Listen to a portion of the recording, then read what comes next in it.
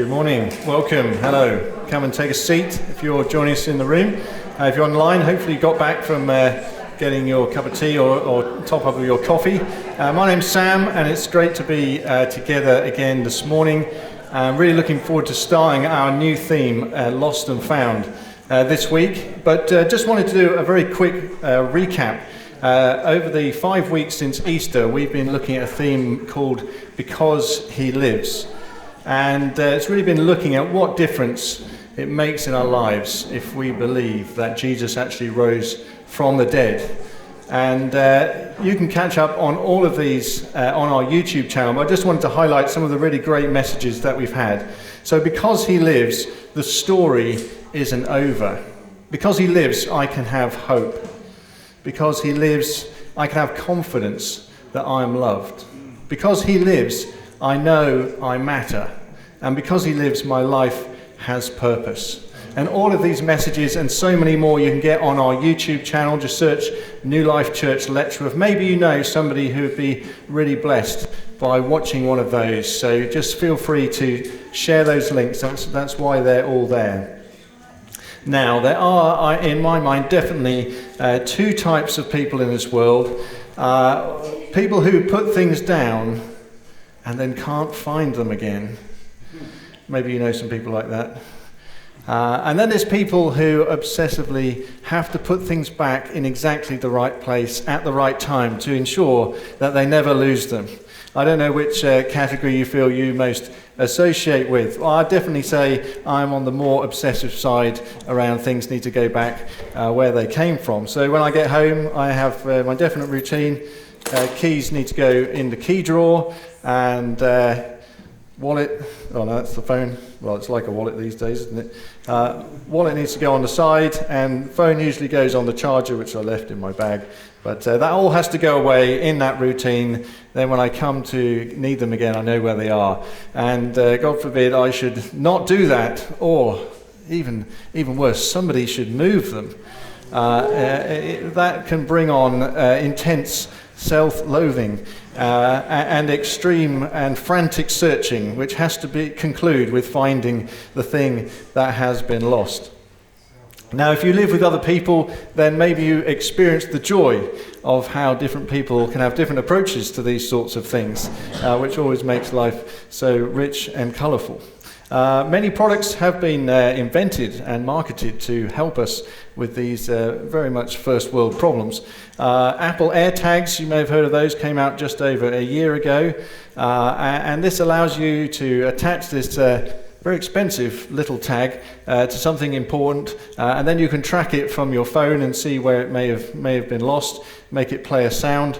Obviously, it's only really that useful if the thing you're tracking is perhaps more valuable than the AirTag itself. But in our house, we got one of these. Father Christmas brought one the other year, the Tile, which again is really helpful. It's attached to one set of keys, which did happen to go missing the other week. But unfortunately, having had it for a little while, the battery had run out in the Tile, so it wasn't overly useful. So just a note there to make sure you keep those things charged up. There was an article in the Washington Post from February this year, which was entitled How to Stop Losing Things. So I thought I'd just share a few of the tips that the author put together. Just to help us out, or maybe you could recommend them to a friend or someone you live with. So the first one is when you put something somewhere, say its location out loud. This may sound a little bit strange, but you might say, my keys are going in the drawer. You don't have to necessarily say it out loud, but just a helpful little reminder. The next one, make up a song or rhyme. I don't really have any burning examples to share for that, but maybe you might discover the inner rap artist in yourself, and you can come up with a really good sort of rhyme of where things are going. But the next one I definitely do, which is to take pictures, particularly if I've got a hire car and I've parked it, I've gone somewhere for work and I've parked it in a car park that I don't know. I always take a picture of the back of the car, then I've got the license plate, the colour, the make and the model, and hopefully remember where I've parked it. Obviously it's not much good if you've actually lost your phone with the pictures on, but for a lot of other things that can work really well.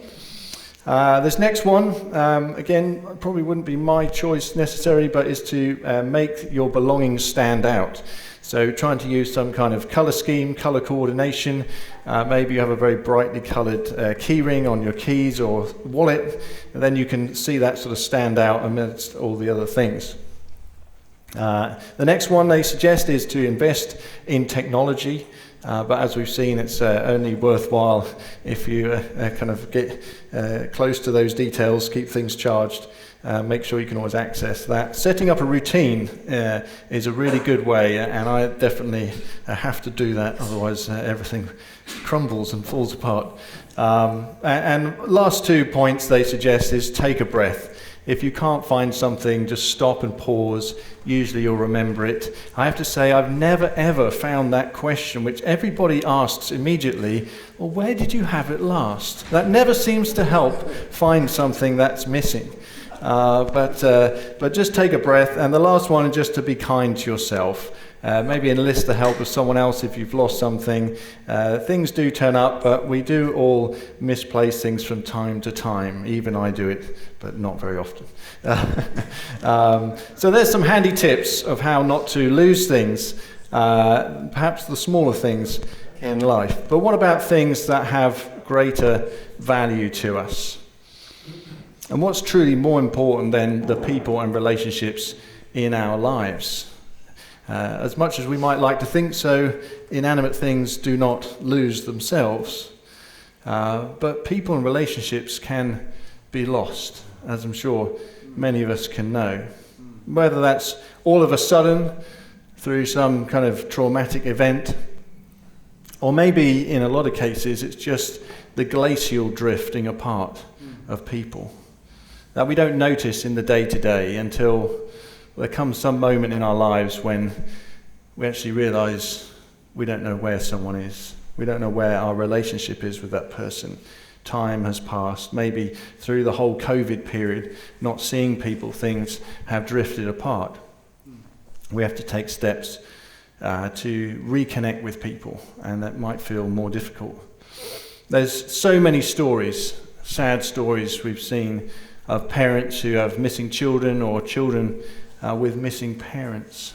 And there's many TV programs out there dedicated to discovering people's family tree and lost family members. There's many autobiographies been written, maybe you got some of those for Christmas one year, of people's sort of personal quest to discover where they fit in the world.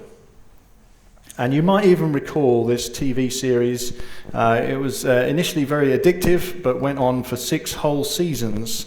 Lost, I read it was 121 episodes. That's a long time to be lost. I'm not sure if you made it to the end of that. And I have to say, I just was completely confused by the end, who was lost and who was found, if anyone. But over the next 3 weeks, we are going to be looking at this theme of lost and found, particularly 3 stories or parables that Jesus shared. And you can find those in the book of Luke at the beginning of chapter 15. So I just wanted to take a moment to give us a bit of context around where Jesus was when he was sharing these stories. So Jesus was, during his ministry, traveling around Israel, sort of up and down from Galilee in the north, through Samaria. We might remember the story of the Good Samaritan. It's about people from Samaria. It's kind of a difficult bunch of people sat in between the 2 ends of Israel, and then down to Judea in the south. Now, when we get to these stories in Luke 15, Jesus is on what will be his final journey down to Jerusalem. And so he knows that at the end of this road, the end of this journey, he has the cross to face. And maybe that's helpful for us to think about as we look through these parables. So the opening scene of this story is noted by Luke like this. Now the tax collectors and sinners were all gathering around to hear Jesus. But the Pharisees and the teachers of the law muttered, "This man welcomes sinners and eats with them." So let's just have a little look at the people in this story. We've got tax collectors and sinners. Well, they would be routinely sort of identified as the lowest of the low. And tax collectors particularly, a lot of them were Jewish people who'd basically, as far as they were concerned, gone to work for the dark side. So they're working on behalf of Rome, who were occupying their land. This is Augustus Caesar at the time, the emperor. And basically, their job was to take all the taxes off the occupied people, who would begrudgingly hand them over anyway. But what made it even worse is that often these tax collectors used their position of power to exploit more money out of people and make profit for themselves. So they were really, really hated people. And then we got sinners, it says. So this wouldn't just be anyone. This would generally be a group that would be outwardly, obviously, living a life in sin, or living a life where they couldn't match up to the expectations of the religious order and the Jewish customs. These are people who just couldn't even begin to attempt to pretend that they could do all and meet all of the requirements of the law. And I think it's really interesting that it says that both of these groups of people were all gathering around to hear Jesus. Why is it that Jesus attracted these people to come and hear what he had to say? Well, if we read through all of the stories in the Gospels, Matthew, Mark, Luke and John, which document the ministry time of Jesus, we see this is a regular occurrence.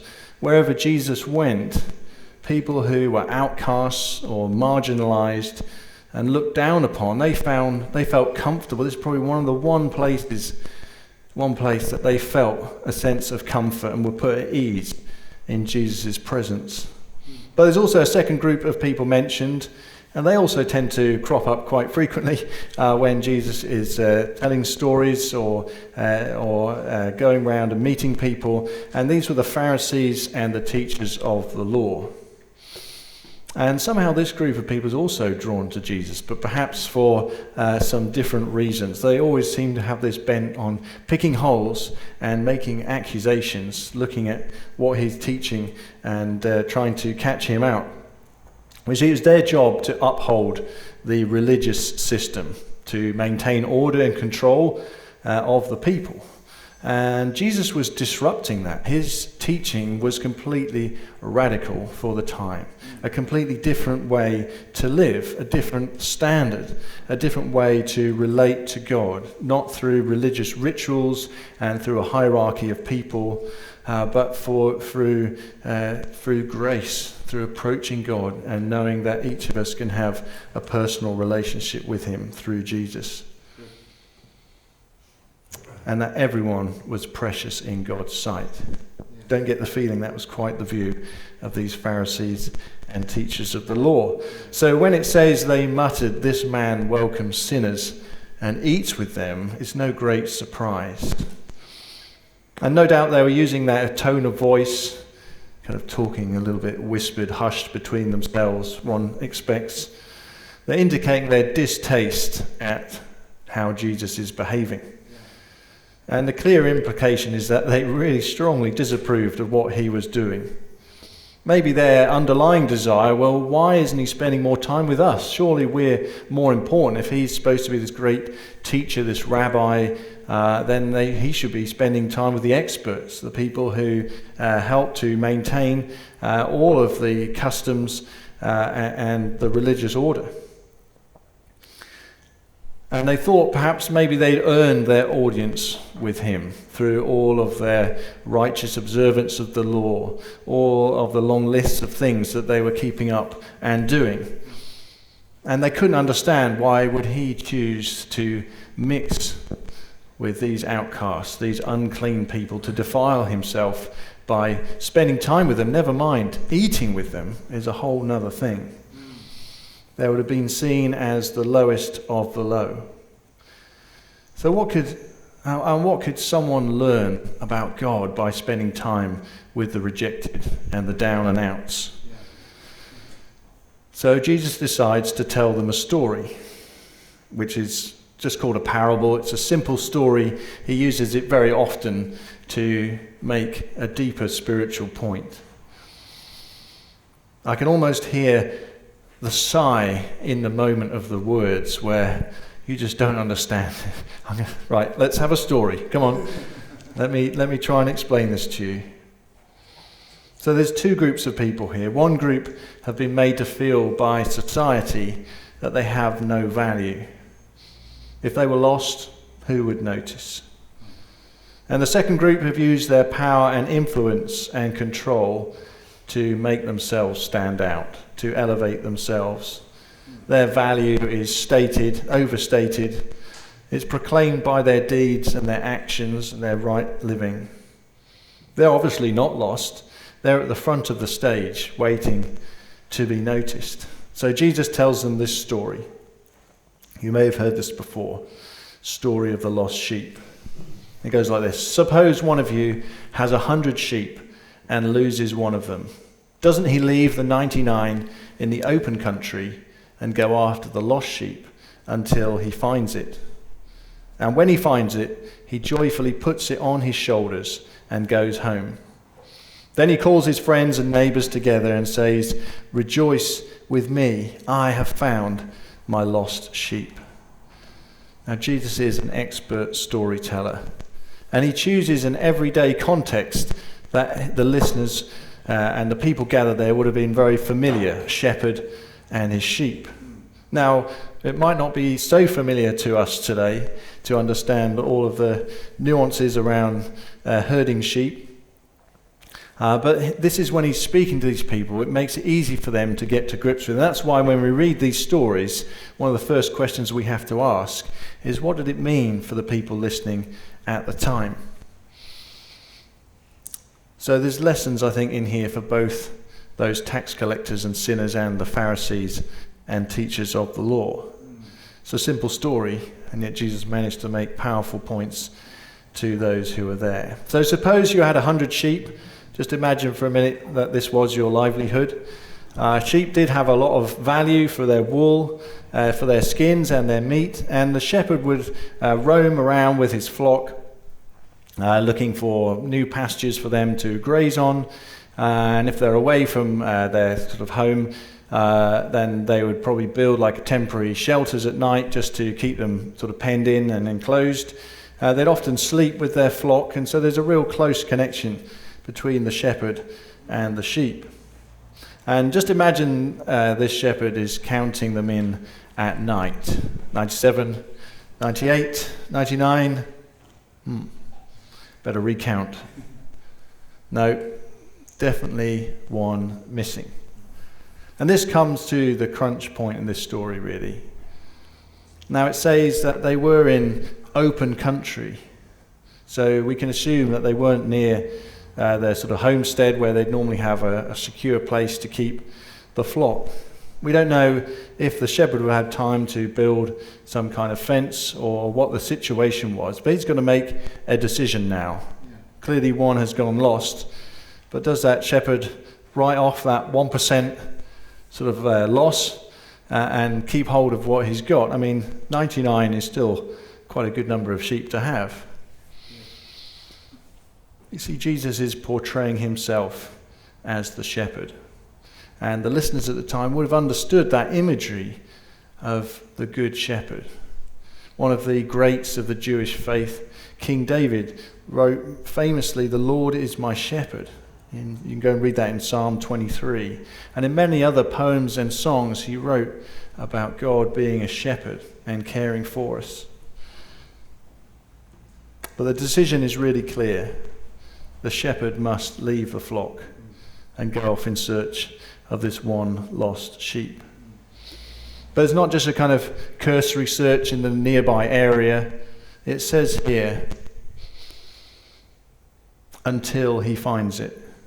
There's a relentlessness in the search. This shepherd is going to go and not come back empty-handed. And when he finds it, he joyfully puts it on his shoulders and goes home. Well, it doesn't say that the sheep is injured. I mean, maybe we could assume that, but if it's just lost, surely it just herd it back. But no, this shepherd in this story is going to carry this sheep back. And the imagery here is so strong. The shepherd is joyful at finding this one that was lost. He's not reprimanding it for wandering off or going astray.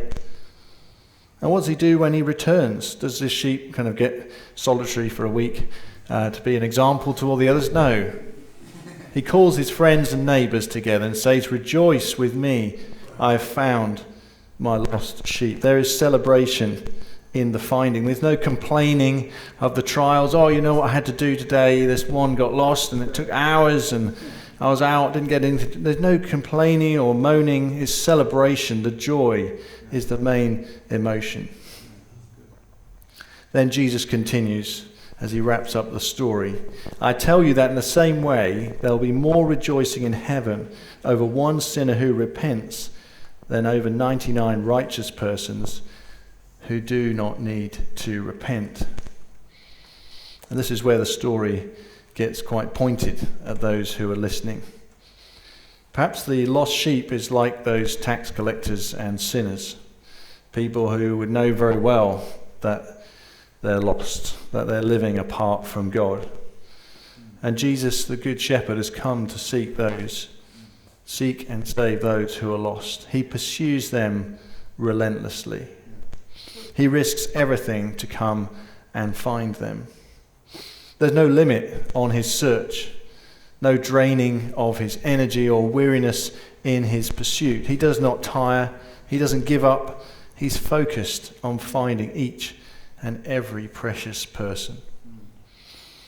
The rest of the flock, the 99, well, maybe they could be those Pharisees and teachers of the law, those who think that they don't need to repent. And repentance just is a word that means a complete change of direction, a complete change of thinking, living life in a completely different way. They thought the way they were living life was perfect. It was they were meeting all the requirements that God expected of them, and that everyone should do things the same way as they were. But if you listen closely, Jesus is really, really sticking it to them. Why do you complain when I seek those who are lost? You should be rejoicing when they are found, just like the shepherd in this story. All of your religious rules, they just put barriers in the way. They make it more difficult. People have to achieve their way to come home. But now I, Jesus, am making a new way. Instead of needing you to come to God and perform, God through me is going to come to find you and bring you home, to carry you on his shoulders. So we might think, well, who amongst us is lost? Well, we've all been lost at some point in our lives. Maybe you felt it at different times in your life, a sense of lack of direction or purpose, a sense that life has no meaning, or that you're struggling to find your place in the world. Maybe there's been disappointments and sadness and sorrow. Maybe there's been mistakes. But ever since the beginning of mankind, in the early chapters of Genesis, we read as Adam and Eve have that first act of defiance, and they eat from that forbidden tree. There's a sense of separation growing between God and humankind already. It's when God says to the man, "Where are you?" Soon after this has happened in the garden. I think God knew where they were. He hadn't sort of put them in the wrong pot. I think God knew where they were. But the question is not, where are you, but where are you? Where have you gone in our relationship? There's now a distance between us, a broken relationship. As we read through the first part of the Bible, the Old Testament, which tracks the story of the journey of God's people, they're so often lost, wandering in the wilderness, trying to find a land, trying to find a home to put roots down.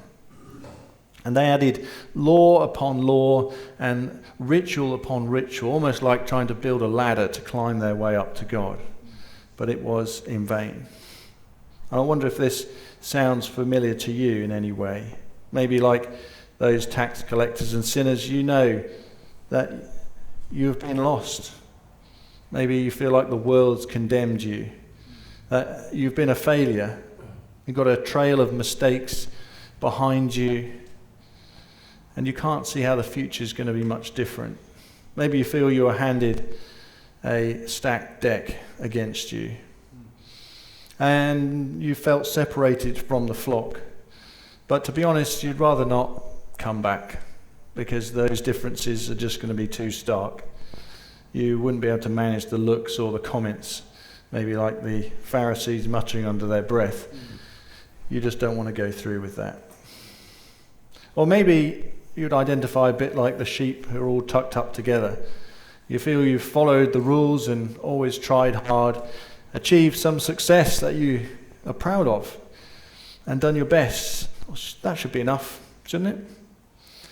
But somewhere along the way, maybe you've missed the point. Rather than using what you have to help other people, life's become very small around you. And those you see in difficulties, you can find yourself looking down on and assume that they've brought it on themselves. Maybe you've heard yourself saying, they've got what they deserved, and I've got what I've earned, what I deserve. And you don't want those lost people coming back into your flock. It's nice and clean and orderly. Everyone knows how to behave. They look presentable. They ask, how are you? And you respond, I'm fine. How are you? Well, this parable has so many dimensions, but I think we need to know this. Jesus, sent by his Father, is coming to find us, to seek us out. He'll continue to knock on the door and keeps trying in any way to get our attention. And all we have to do is allow ourselves to be found, to surrender, to admit that even if we don't feel lost, we can't find our way home on our own.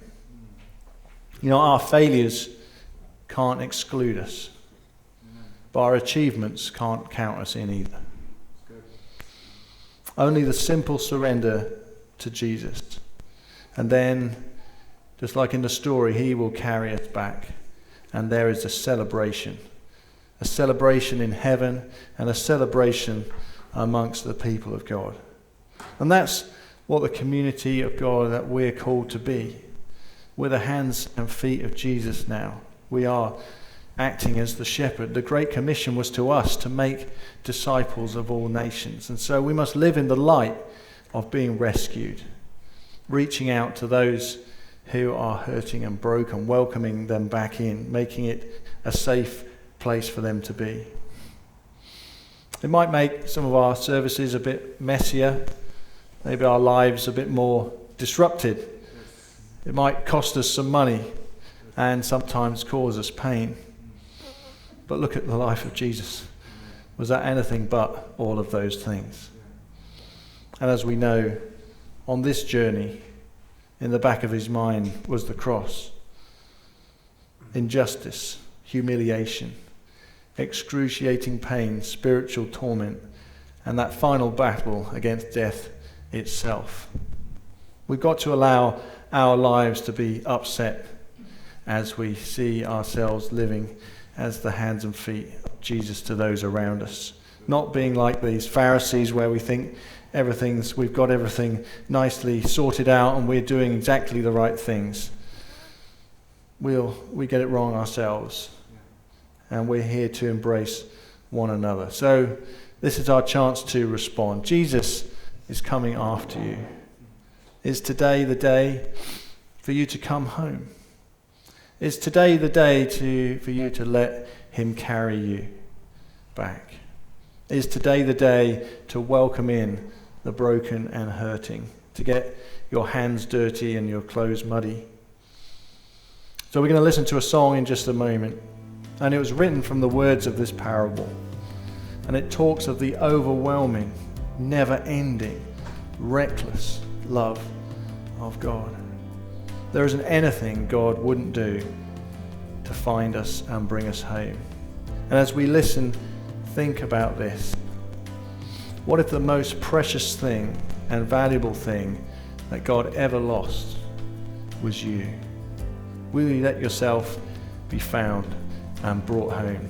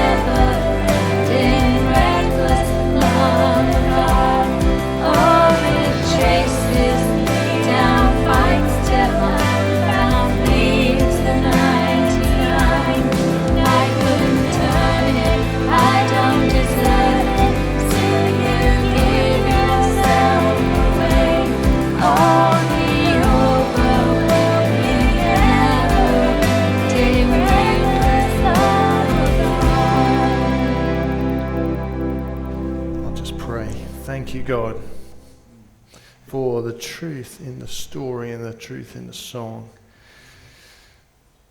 I've experienced you not leaving me lost, but coming after me. Sometimes gently, sometimes more loudly, to get my attention, to clear the things out of the way. I pray this morning that we would know that God sees us where we are and that He's coming for us, that He will carry us. We won't be condemned. All the mistakes won't be pointed out to us, but there will be joy, celebration. That which was lost has been found. Help us not to be like those Pharisees and teachers of the law muttering. Let us see the beauty of that which is lost being found. Let us open our arms and our eyes to see those around us who need to be embraced, who need to be carried, who need to be welcomed. And then, God, you can heal and work in our lives to repair, to salvage, to rescue, to recover, to rebuild that which can be broken by the world. Lord, you can bring back and restore and make new. Thank you, Lord. Amen. Wonderful. Well, it's been great to get started on this series this morning. Really looking forward to the next two parts over the coming weeks. We've got a few minutes now just to get yourself another drink and say hello. And if you've got children over the road, please get them by 12 o'clock. But it's been great to be together, and I look forward to seeing you again next Sunday.